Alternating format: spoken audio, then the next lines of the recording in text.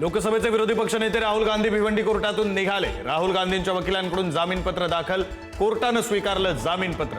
हर्षवर्धन सपकाळ राहुल गांधींचे नवे जामीनदार।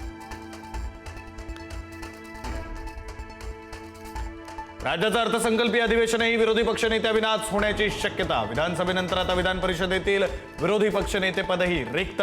राज्याच्या इतिहासात पहिल्यांदाच दोन्ही सभागृहांची विरोधी पक्षनेतेपद रिक्त।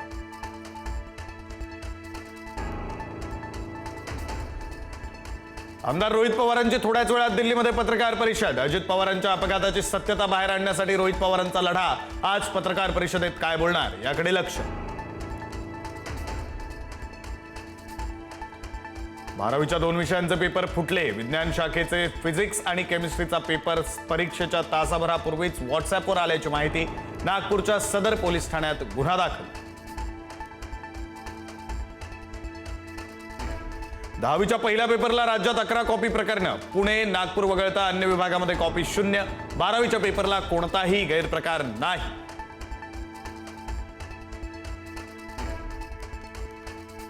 छत्रपती संभाजीनगरमध्ये सावत्र बापाचा 7 वर्षीय मुलीवर अत्याचार। वाळूज परिसरातील संतापजनक घटना। अंगावरील चटक्यांच्या व्रणामुळे प्रकार उघडकीस।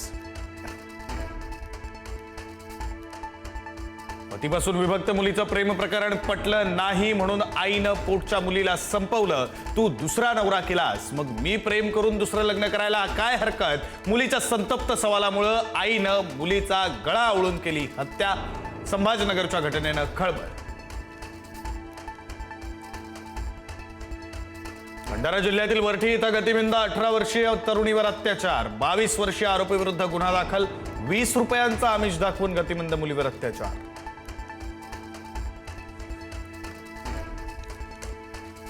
भंडारा जिल्ह्यातील धुमाकूळ माजवणारा बिबट्या जेरबंद। लाखनीच्या नान्होरी येथील बिबट्याला अखेर वनविभागानं केलं जेरबंद।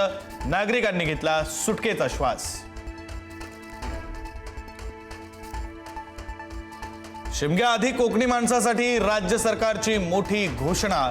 शिमग्याला आता बोटीनं जाता येणार। 1 मार्च पासून समुद्री मार्गे तळ कोकणात जाता येणार।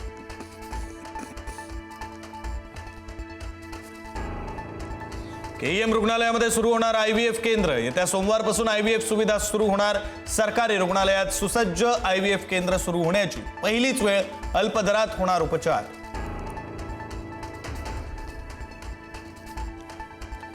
आता फक्त फास्टॅग किंवा यूपीआयनंच टोल द्यावा लागणार। 1 एप्रिल पासून टोल भरण्यासाठी रोख पेमेंटचा पर्याय पूर्णपणे बंद।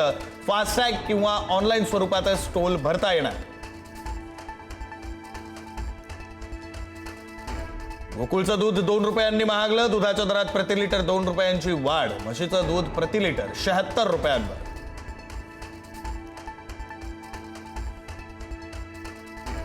नवी मुंबईमध्ये प्रदूषणाचा विळखा वाढला। सकाळी AQI 273 तर संध्याकाळी AQI 189 वर।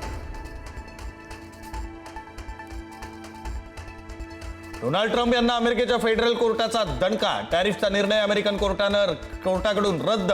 ट्रम्प यांनी लावलेलं टॅरिफ बेकायदेशीर असल्याचं कोर्टाचं निरीक्षण।